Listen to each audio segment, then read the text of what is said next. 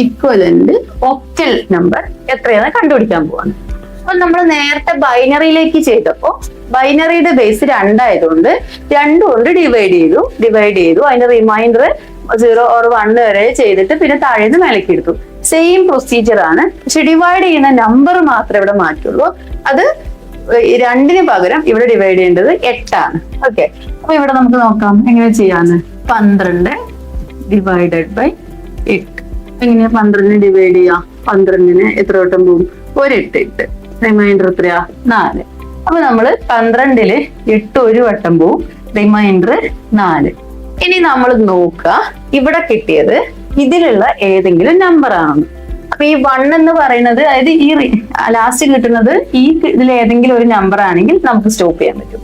അതല്ല more than 7 ആണ് നമുക്ക് ലാസ്റ്റ് കിട്ടിയെങ്കിൽ വീണ്ടും 8 കൊണ്ട് ഡിവൈഡ് ചെയ്ത് പോവാം. പക്ഷെ ഈ കേസിൽ നമുക്ക് എന്ത് ചെയ്യാനില്ല, വീണ്ടും ഡിവൈഡ് ചെയ്യാനില്ല.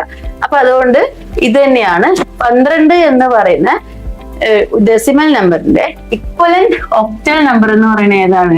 14 ആണ്, 14.